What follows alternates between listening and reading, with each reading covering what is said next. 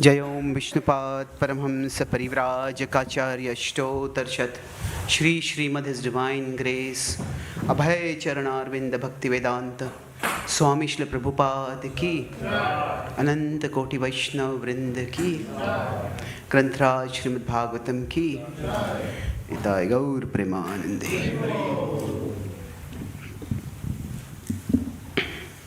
ओम नमो भगवते वासुदेवाय।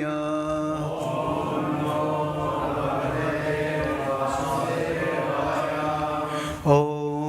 नमो भगवते वासुदेवाय।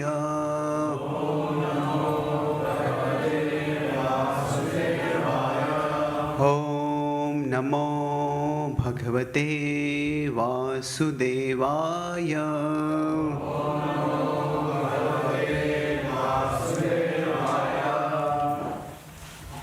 ग्रंथराज Srimad Bhagavatam canto 3 chapter 13 entitled The Appearance of Lord Varaha. Text 39. नमो नमस्ते अखिल मंत्र देवता।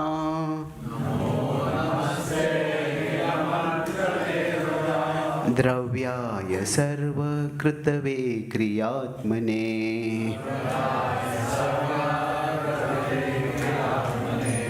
वैराग्य भक्त्यात्मजयानुभाविता।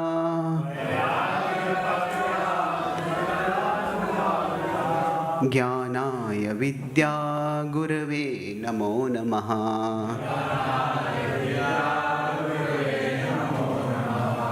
नमो नमस्ते अखिल मंत्र देवता।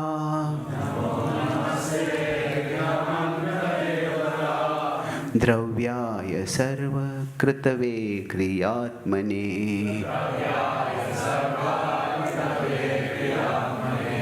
वैराग्य भक्त्यात्मजयानुभाविता।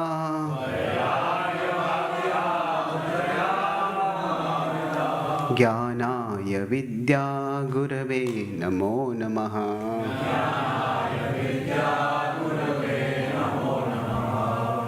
नमो नमस्ते अखिल मंत्र देवता। द्रव्याय सर्वकृतवे क्रियात्मने।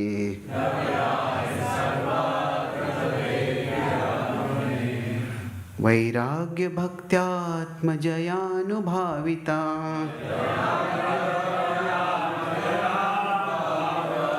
ज्ञानाय विद्या गुरवे नमो नमः।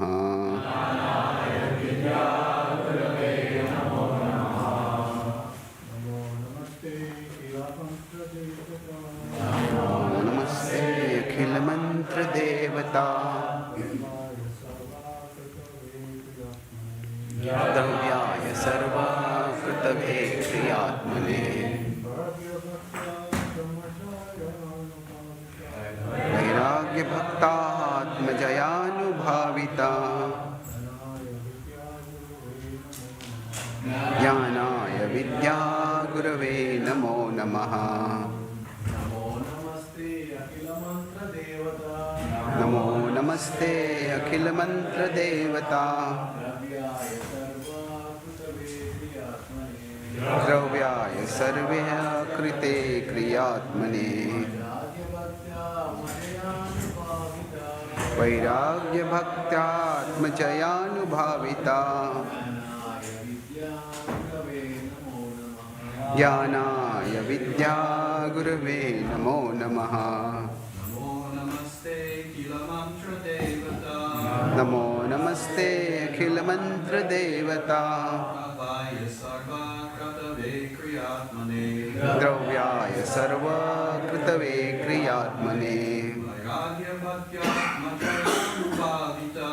वैराग्य भक्त्यात्मजयानुभाविता। ज्ञानाय विद्या गुरवे नमो नमः।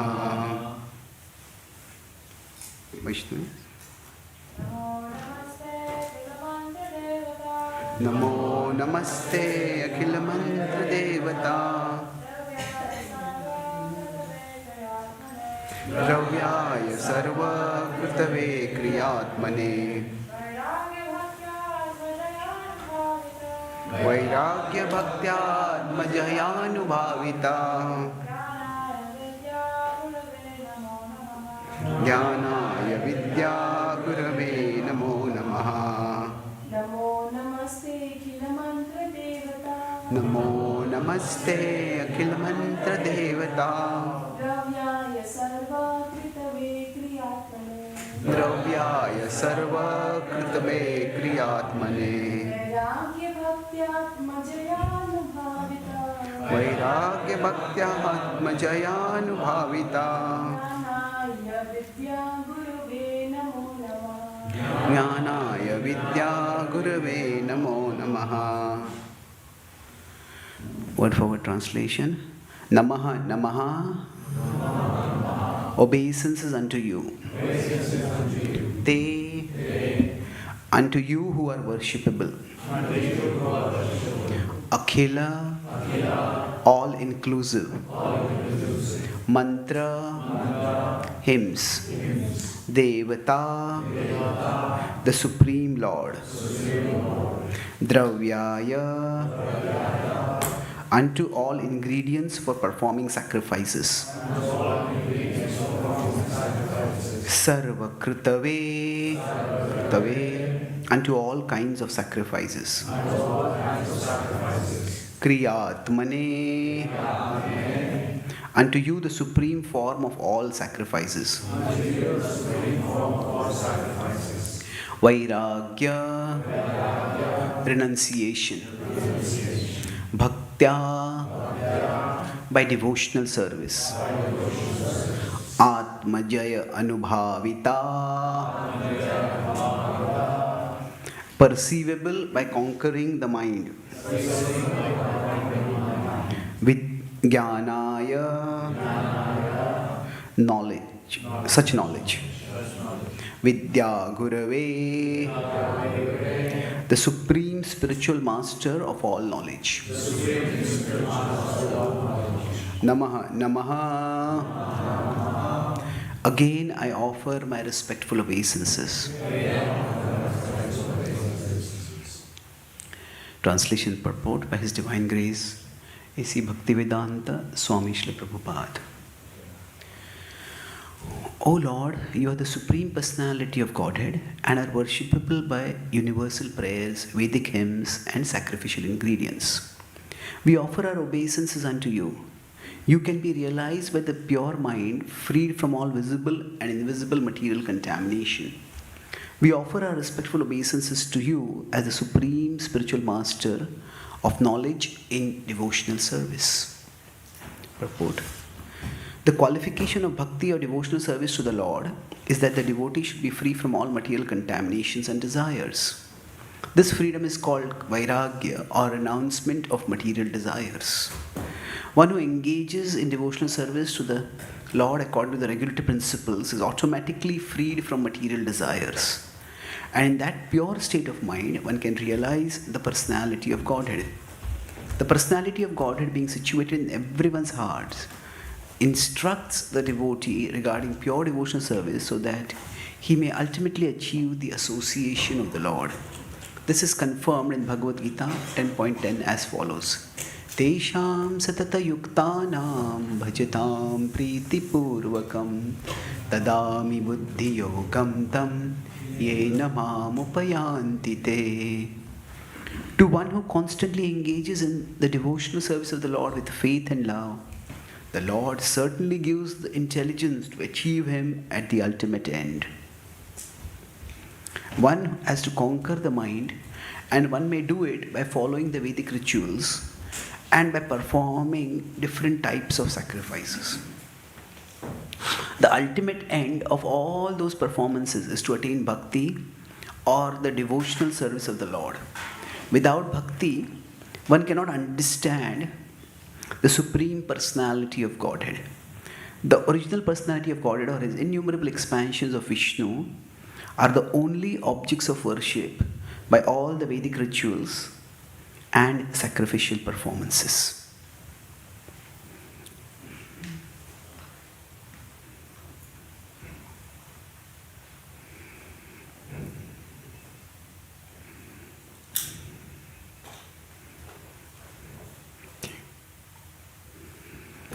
ॐ अज्ञानतिमिरन्धस्य ज्ञानाञ्जनशलाकाय चक्षुरुन्मिलितं येन तस्मै श्रीगुरवे नमः। नमः ॐ विष्णुपदाय कृष्णप्रेष्ठाय भूतले श्रीमते भक्तिवेदान्त स्वामी इति नामिने। नमस्ते सरस्वती देवे गौरवाणी प्रचारिणे निर्विशेष शून्यवादी पाश्चात्यदेशतारिणे वाञ्छाकल्पतरुभ्यश्च कृपा सिन्धुभ्य एव च पतितानां पावनेभ्यो वैष्णवेभ्यो नमो नमः। जय श्री कृष्ण चैतन्य प्रभु नित्यानंद श्री अद्वैत गदाधार श्रीवासादि गौर भक्तवृंद। हरे कृष्णा कृष्णा कृष्णा हरे हरे, हरे Ram Ram Ram Hare Hare.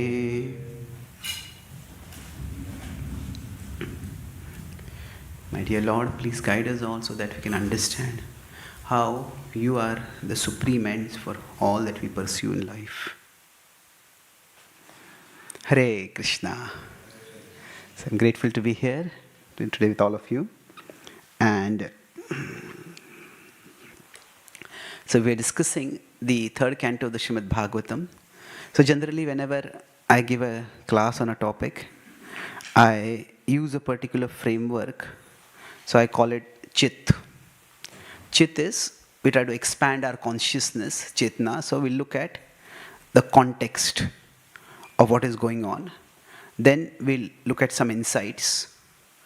And then we'll talk about some takeaways. What does it mean for us? So now if we look at the context right now, what is happening over here? That we are in the third canto of the Srimad Bhagavatam, and the Bhagavatam is a nested conversation. It's a conversation within a conversation within a conversation, and like that it goes on and on. At one particular place, this nesting goes on till 7 layers. So the outermost is, we could say, Shukadev Goswami is speaking to Parikshit Maharaj. Of course, we can have one more outer one. That is, Vyasadeva is writing to all of us.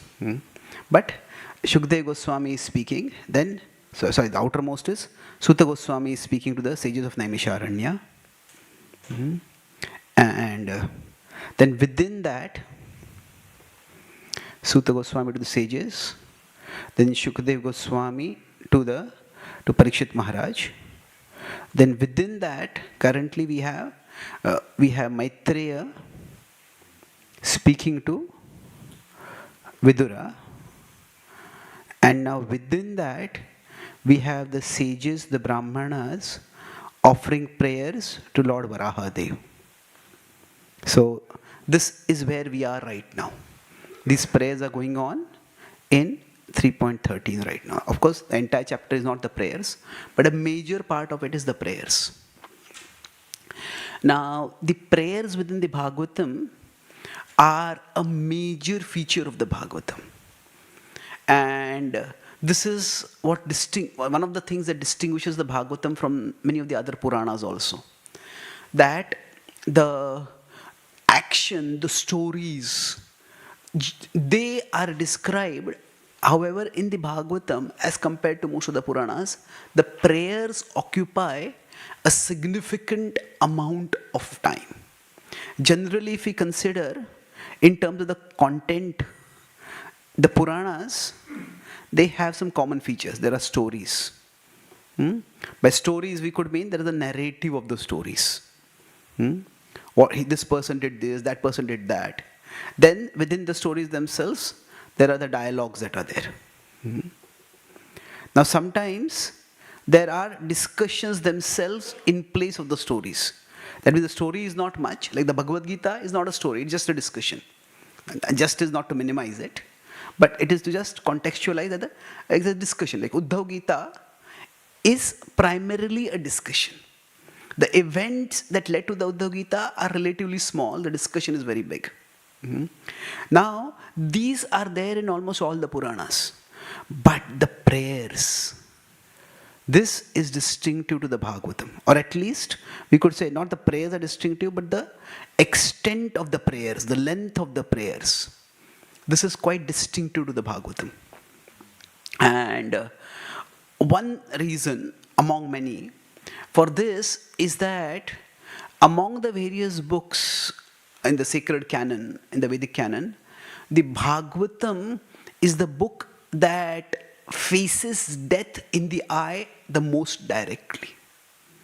So we all pray to God, but prayers, they become the most important when we ourselves are largely helpless. So the Bhagavatam is, in one sense you could say, it is a death, I won't say death-centered book, but it is a death, you could say, death is in the background. If you see, it is a death contextualized book. What does it mean? That if you consider where the Bhagavatam starts off and where the Bhagavatam ends, which is the two startings of the Bhagavatam, if you consider that we start with Yudhishthir Maharaj in the Bhagavatam, that's 1.789 onwards. Now Yudhishthir Maharaj, for him, there is death is casting a long shadow. That the Kurukshetra war has already happened and it has devastated everyone. So the long shadow of death is there when the Bhagavatam starts in the first canto. Now as far as Parikshit Maharaj is concerned, so a shadow can be caused by something which is behind us, and shadow can be caused by something ahead of us also. So Parikshit Maharaj, the shadow of death is ahead of him. It's going to come in 7 days. And many of the stories in the Bhagavatam also, even say Dhruva seeing, beholding the Lord, being insulted, going to the forest, beholding the Lord. The continuation of the story is not so much given in the Puranas, other Puranas. But in the Bhagavatam, it goes on till how Dhruva departs from the world. And sometimes some of the departures are also not necessarily described in some of the departures may from material perspective not be very glorious. Like Rishabdev, who gives such powerful instructions, gets burned in the forest fire. Or Krishna's own dynasty is destroyed in a brutal fratricidal war. So death is very much a prominent reality in the Bhagavatam. And not all the prayers are offered in the face of death. But it's like death is always the background reality. So that's one reason. Apart from that, the Bhagavatam's focus is much more on the Lord directly. So that is the theme which I'll be discussing in the session as we move forward. But here, what we will see about the prayers in general is that most of the prayers are more of glorification, then they're more about glorifying than about asking anything. Generally, whenever we approach some person, we seek some help from them. Now we'll praise them, how charitable they are, how much they have helped, how much we have heard about them. It's not flattery, but it's just the proper way to approach. I need some help from you. So we glorify and then we ask for some help. In most of the prayers in the Bhagavatam, we could say the glorifying is almost 95%. And the praying is 5% or less than 5% also. Kunti Maharani, she's praised initially saying that her starting of the prayer is she doesn't want the Lord to depart. But then through the act of praying itself, there is an evolution in her devotion. And she says, my dear Lord, please take away from me the desire that I should determine what you do. That whether you should stay here or whether you go to the Dwarkavasis, wherever you are, my dear Lord, all that I desire is my heart always flows towards you. Tvai me ananya vishaya matir madhupate sakrit. Ratimudvahata dadha gange vaughamudanmati. When Bhishma is departing from the world, not even once does he pray that may my death be painless, or let my death not happen, or he doesn't pray anything at all. He doesn't ask anything. He doesn't even really ask so much that that maybe my Pandavas should be happy or this or that. He doesn't ask. His focus is simply let my consciousness flow always towards you. So in that sense, these prayers are often demonstrating a pure reciprocation of love. So that's what we'll focus on. Now the same thing, the sages in most of the prayers, just now the Lord has destroyed a demon who was not just disrupting but devastating the earth. He has just destroyed Varahadev has just destroyed Hiranyaksha. And in the entire prayers, there's hardly any reference to Hiranyaksha.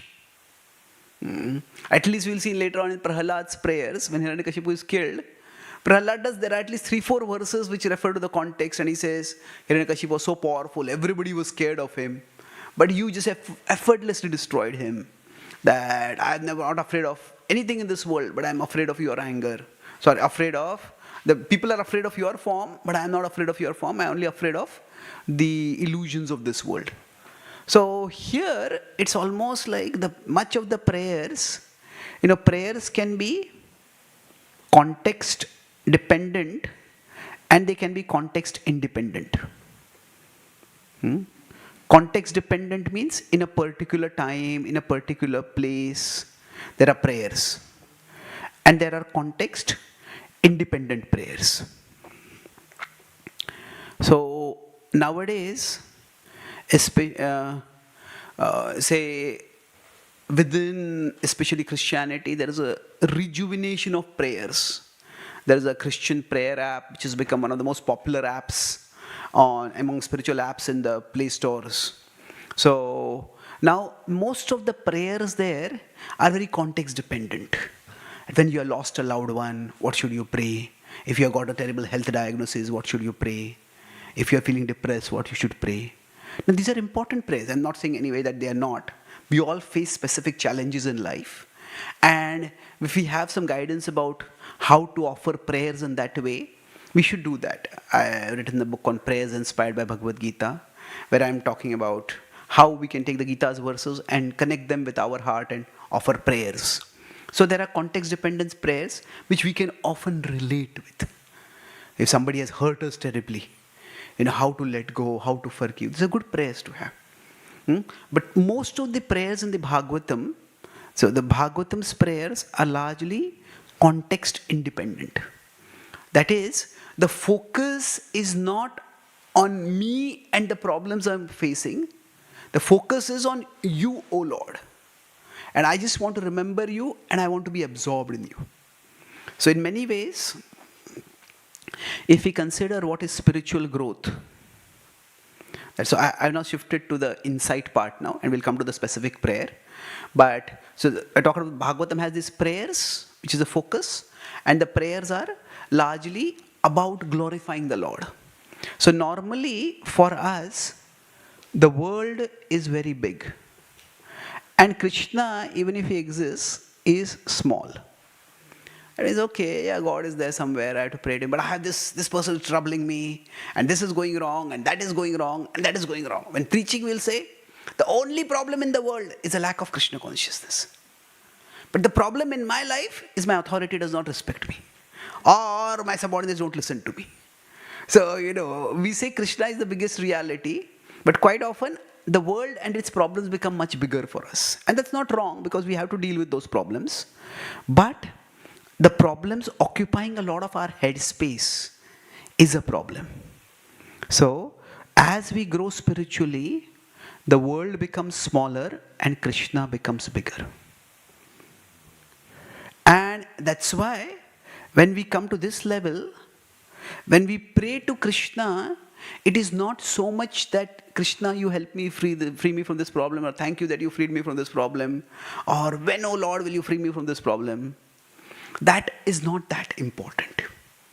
That Krishna and remembrance of Krishna and absorption in Krishna becomes the most important thing. So quite often, most prayers, when they're context dependent, we could say this is more like a spiritual starter stage. It's good that, but here a person has become a spiritual seer. That when we become a spiritual seer, we come to Krishna to become immersed in remembering him. And that's, if we look at the content of this prayer, what is being offered, there are many aspects to the prayer, but I'll focus on a couple of them. That if we go back to, okay, Namo Namaste Akhila Mantra Devata Dravyaya Sarva Kratave Kriyatmani. So if we consider one's spiritual growth, in general, now we can say that in our life we have two things in life's journey. We have the ends and the means. That means, what do I want to achieve and how will I achieve this? So if we consider the ends and means, okay, a student may say, oh, I want to get good marks in my exam. That is the ends. And what is the means? Okay, I have to study regularly. I have to do this, I have to do this, I have to do that. So in life we have ends and means. Now, if we consider the evolution, could be that a person in tamas, a person in tamoguna, they have practically no ends and no means. They are simply existing.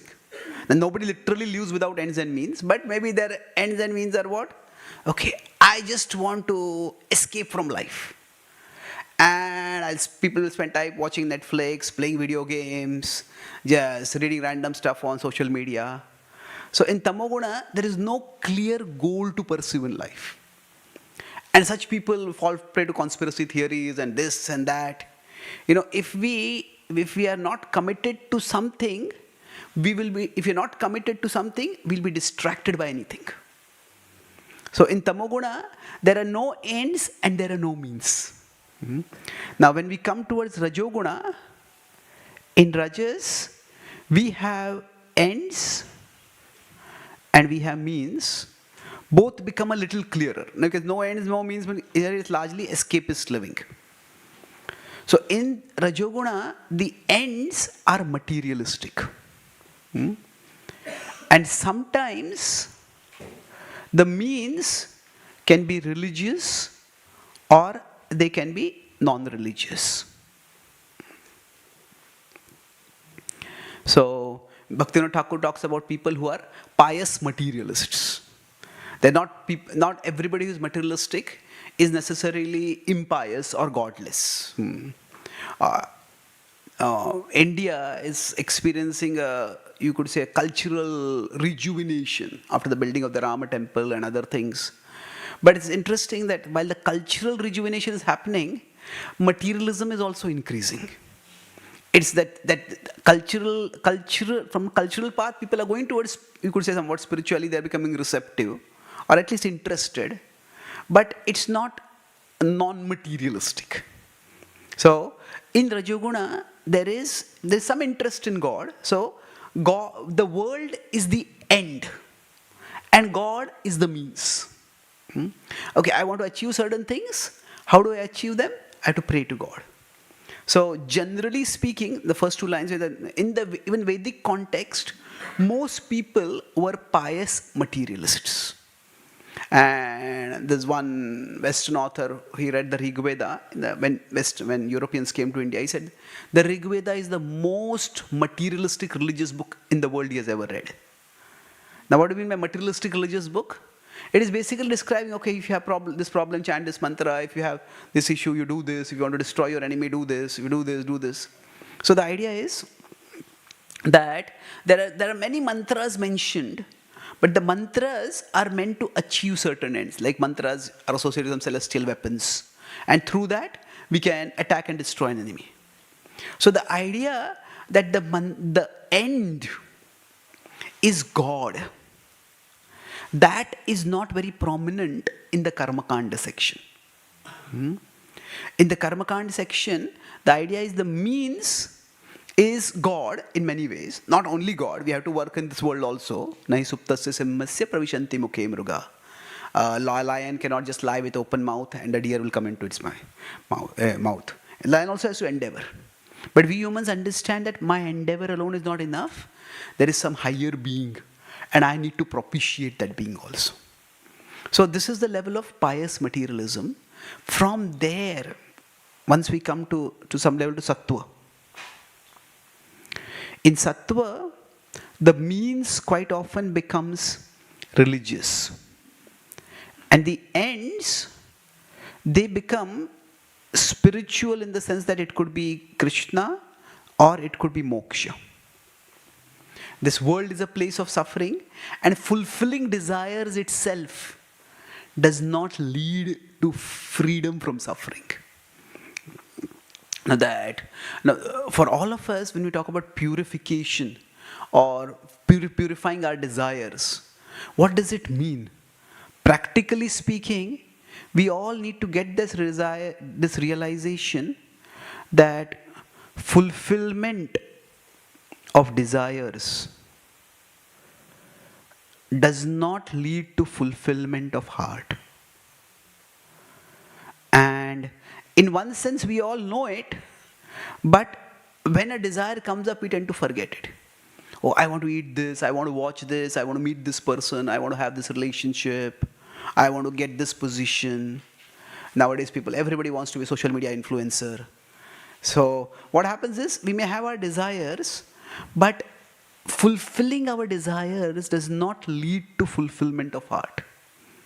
That realization comes to some extent in sattva.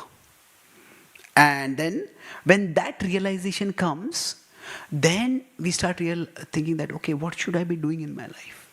Rather than pursuing my desires, either in sattva somebody says, let me give up my desires entirely and try to become desire free.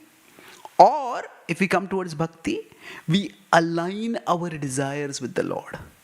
Not that we give up desires, but let me desire to serve the Lord. Let me desire to fulfill the desire of the Lord. And that is if you see the conclusion of the Bhagavad Gita is Karishye Vachanam Tava. I will do your will. So Shuddha Sattva or pure bhakti is where the ends is clearly Krishna. And the means can be many, but we understand the means come from Krishna. We are aware very clearly that my means come from Krishna. So in Rajoguna, a person who may be very talented, somebody is a very talented speaker or a good business person, a good manager. Now they tend to become proud because they think I am the means, my ability are the means. But the Bhagavad Gita says, Paurusham Nrishu. All human ability comes from Krishna. Krishna says, I am ability in human beings. So, when we understand that my ends is Krishna and the means to pursue that ends also comes from Krishna. So actually, the only thing we bring into the world is our desire to serve. The ability to serve is given by Krishna. The facility to serve is also given by Krishna. What we bring into the world in any area is actually the desire. So once we bring in, so if we consider in bhakti not in the terms of the internal remembrance, but in terms of service. So what do we need? We need ability. Bhakti is about serving, so we need the ability to serve. We need the facility to serve. And then we want the result, the reward of the service. The reward may not be for us, but we want the reward. If we consider, and then there is the desire to serve. So actually, the ability comes from Krishna, the facility comes from Krishna, the reward comes from Krishna. It is only the desire that comes from us. Now, we could even say that the inspiration for that desire comes from Krishna. That it is Krishna who brings us in the association of devotees who are filled with so much eagerness to serve that I should also do some service. Or it is Krishna who may give us some sublime spiritual experiences. We come and take darshan, we participate in kirtan, and we feel such extraordinary experiences. We feel that, yeah, this is what I want to do in my life. This is what I want to experience more and more and more. So broadly, when we say the desire can come from a positive impetus and from a negative impetus. The positive impetus could be more of association. We see devotees who are dedicated, who are inspired, and it could come from our spiritual experiences. Now, the negative inspiration generally comes from frustration. That when we pursue other things, and those things, they don't lead us to anything of value. So, generally, beyond this, the third one is our own intelligence and our contemplation with our intelligence. So, among these three, if you consider the association, the experiences, and the intelligence, the association and the experience, that is not in our control. Sometimes we may get very inspiring association. Sometimes you may not get such inspiring association. I was in Florida and I was in Texas doing a program at one devotee's home. And there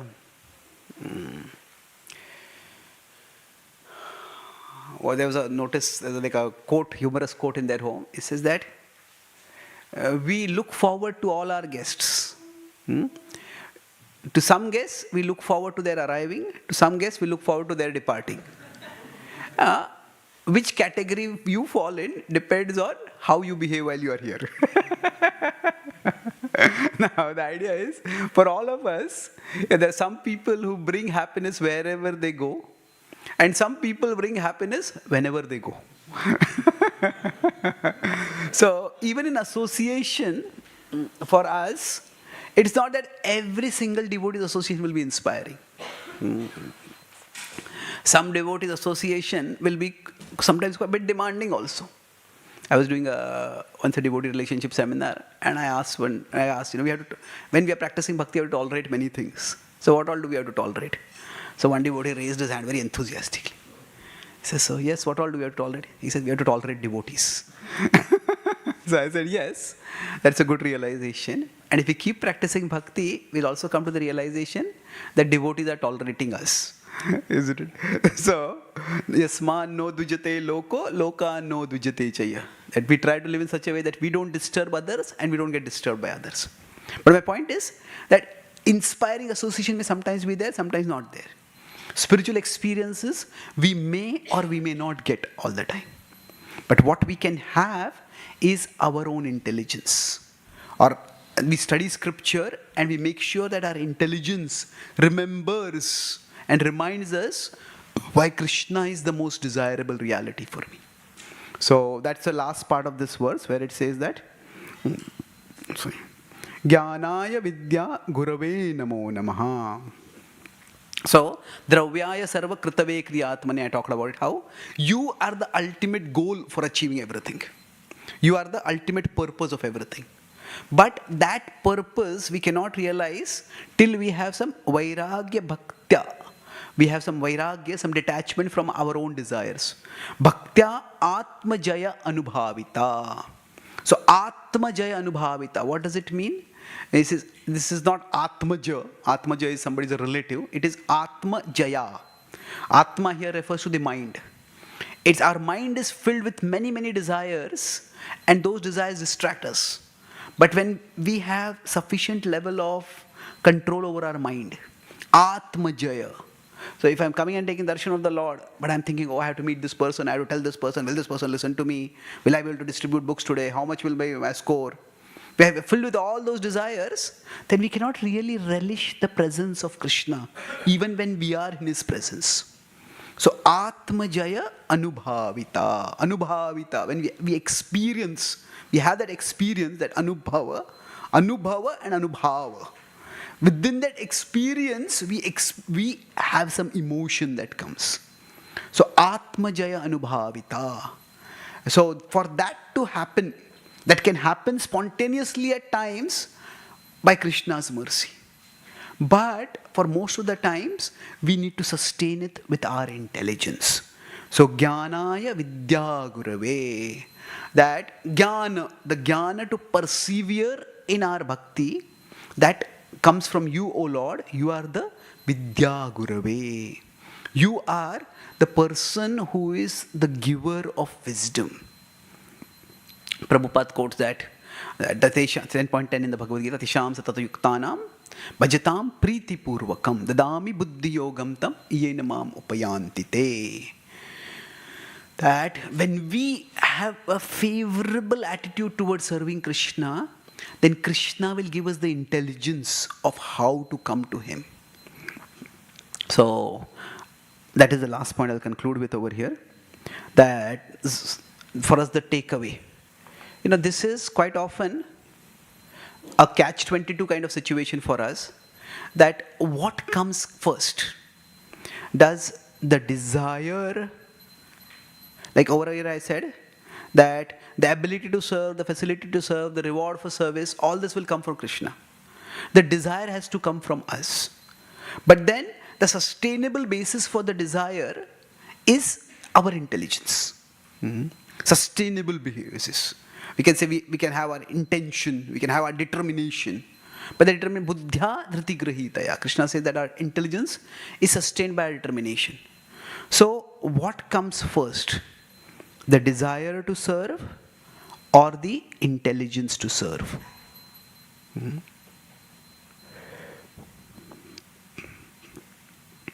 So which will come first? Desire to connect with Krishna or the intelligence to connect with Krishna? So is it that first we get the intelligence and then we get the desire? Or first we get the desire and then we get the intelligence?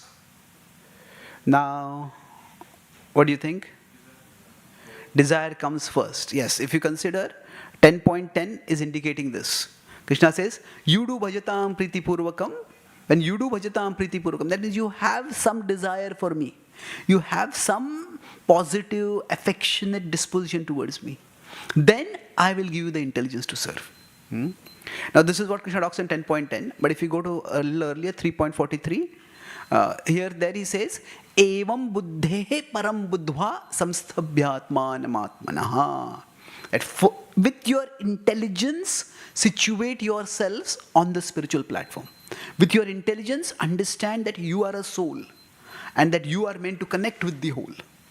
And thus you can go beyond mundane desires. Thus you can Jahi Shatrum Mahabaho Kama Rupam Durasatam. So where do we start in our spiritual life? Do we get the intelligence to when we wake up in the morning? Is it that we wake up and we feel, today I have to go for the morning program, today I have to chant the holy names. I would love to do that. Or is it that, I feel like doing it, I want to do it, or this is the right thing to do, this is the important thing to do, I'll do it.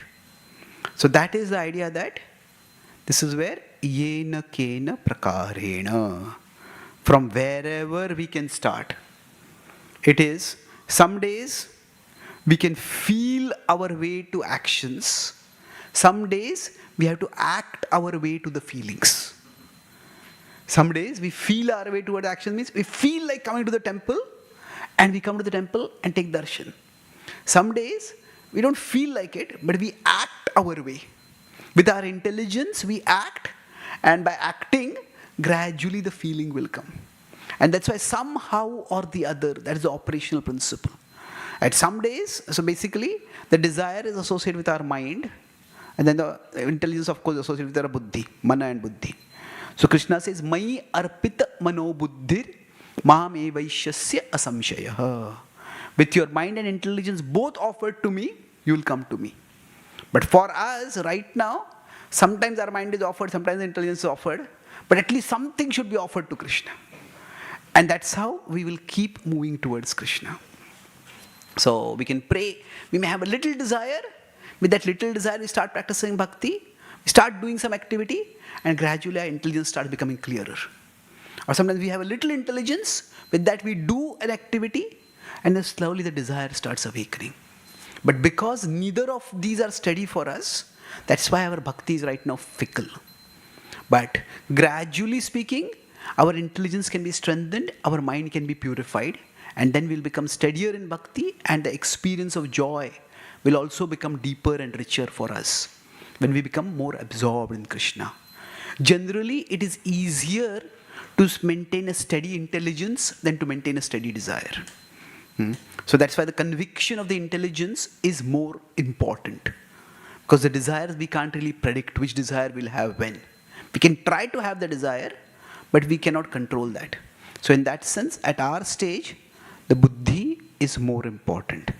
Although ultimately we want the desire and the emotion, but the buddhi is what is required for us to sustain ourselves. But it is not constantly fighting against our desires. We purify our desire so that gradually we can come closer and closer to Krishna. So I'll summarize what we discussed.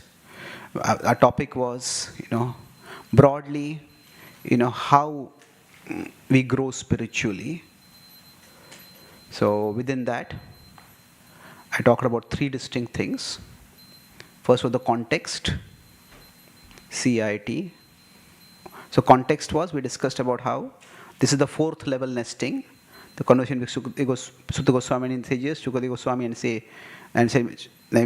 Parishit Maharaj, Vidura and Maitreya, and then there are the sages and Varahadev. So in this conversation, there are prayers going on. Now we discussed the characteristic of the prayers. Prayers they are a distinctive feature, distinct in Bhagavatam as compared to other Puranas, where there are stories, there are dialogues, there are elaborate discussions, but elaborate prayers. They are a distinctive feature of the Bhagavatam. And even within these elaborate prayers, discussed about how we could have prayers which are contextual, and there are prayers which are not so much contextual, they are universal. So the contextual prayers come when for us the world is very big, then dealing the context is what is important. But when we grow spiritually, then the world becomes small, Krishna becomes big. Then our prayers are not so much dependent on the context. So then in the insight, I talked about the spiritual journey of how we grow. That, see, if we are in tamas, most people have no means and no ends. They just want to live, exist, escape from life.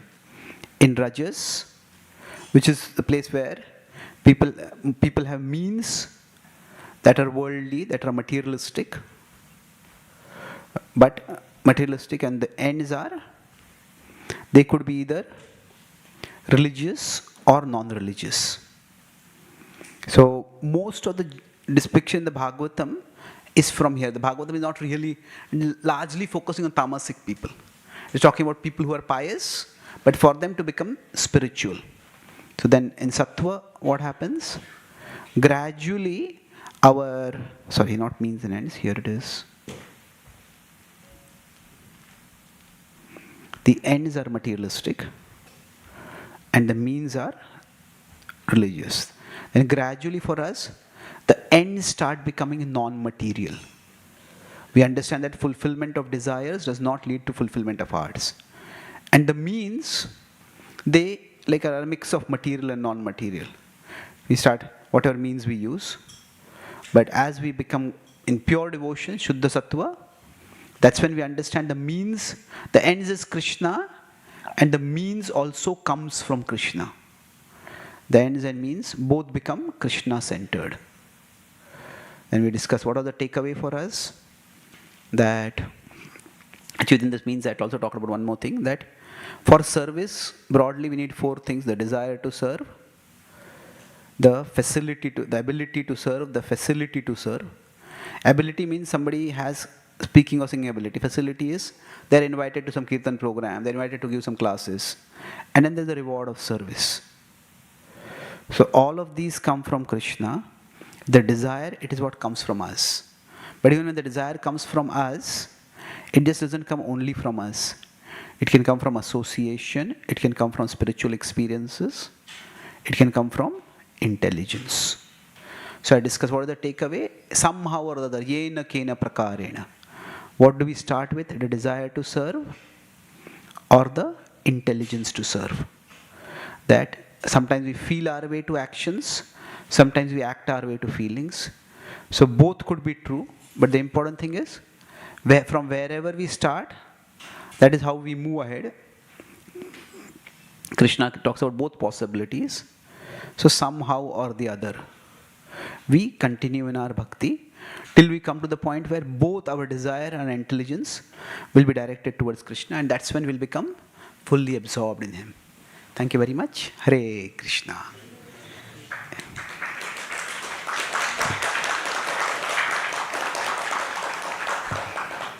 So any quick question or comment?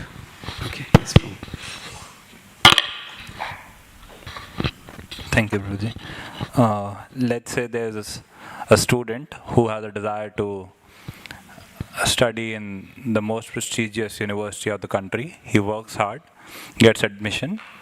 So in this case, he'll experience some happiness, some sense of achievement, some contentment. So when you made the statement that fulfillment of desires doesn't lead to fulfillment of heart, can you please elaborate on this? Yeah. So if we achieve something, does it bring fulfillment? Well, yes. The question is, how long does it last? So generally, you could have the fulfillment of desire, that could be in tamoguna, rajoguna, satvaguna. So for example, tamoguna, somebody drinks. They drink and they feel some pleasure over it. They feel some relief, feel some escape. But how long does it last? In Rajoguna, somebody may think that, okay, I want to win this award, or I want to get this fame, I want to get this recognition. Then that lasts a little longer. So if somebody is Satvaguna, okay, I just don't want to get the best student award, I don't just want to come first in my class, I want to actually gain mastery over the subject. I love this physics, I love this maths, and I want to understand it. Now that attraction to the subject will actually give greater satisfaction or more lasting satisfaction than the achievement from mastering that subject or achievement associated with that subject. So generally, if we consider the every desire when fulfilled, it gives some pleasure. But how long does it last? So if we see that ultimately, if I'm studying this subject, that is to please Krishna. Krishna has given me this ability and I will use it in Krishna's service. So then what happens? That we may do various activities. Dharma swanushitaha pumsam vishvaksena katha suina yotpadya ritim shrama evahi kevalam. That whatever we do, ultimately the success of every day is not how many things in our to-do list we are able to tick off. The to-do may be even before Krishna. But the success of every day is that did I come to know Krishna a little better? Did I come to love Krishna a little more? So that is the Shuddha Sattva definition of success. And that's what will bring out the most lasting fulfillment. Thank you. Yes, please. Thank you, Guruji. Wonderful. I'm picking up something here about the development of steadiness. Could you help us with the next step to developing taste? A little. So could I elaborate? The next step.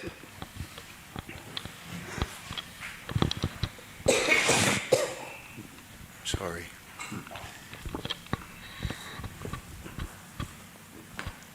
So how does steadiness develop? Are there any steps in that? Generally, one of the key things for developing steadiness is to feel a sense of responsibility or to take up responsibility. So for example, if you are attending this class, you may be partly attentive, you may not be partly not so attentive.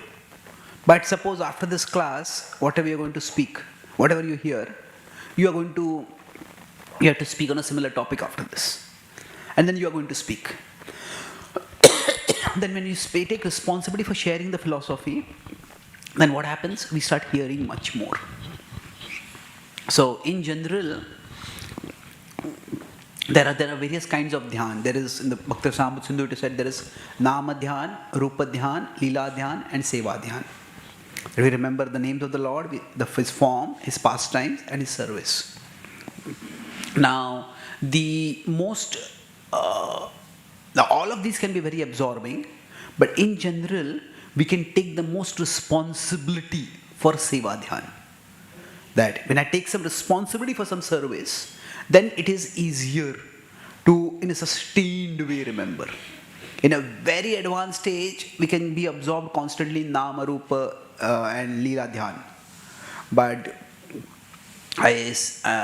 many devotees, sometimes when they start practicing bhakti, they get so much joy in bhakti, they just want to retire from life. They say, I want to retire, I want to go to stay in Vrindavan, stay in Mayapur, or I want to just turn away from life. And it's a noble aspiration, but quite often we may just be seeking escape from the troubles of life. If you go to Vrindavan or Mayapur or someplace like that, but if you don't have some tangible service over there, we can't really do Nama, Rupa, Lila Dhyan constantly. How many classes can we hear? How much Shastra can we read? How can we chant 64 rounds or 128 rounds every day? It's going to be very difficult. So we need some tangible service. So that's how, if we take responsibility for a service, that is one way we'll become steady. And then gradually, so start with taking up responsibility, that's one aspect. The other is find out which is a way in which we are more naturally or easily attracted towards Krishna.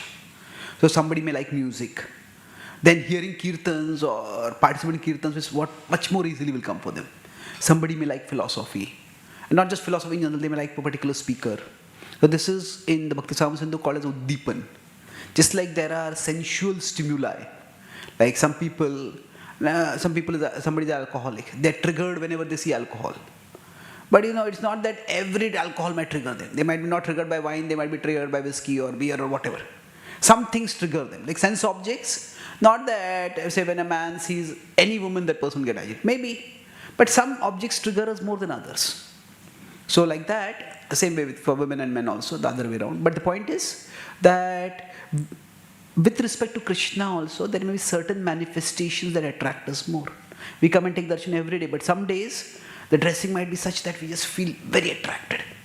So maybe we take a picture of that, keep it in our phone, and whenever our mind gets agitated, look at that.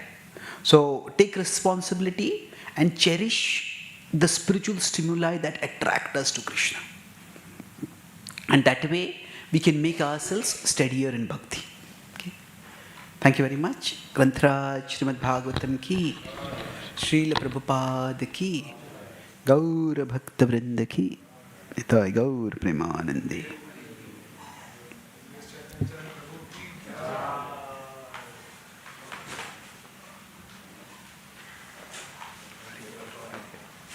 Hare Krishna. How are you doing? What is your name? Ananta Achyuta, yes.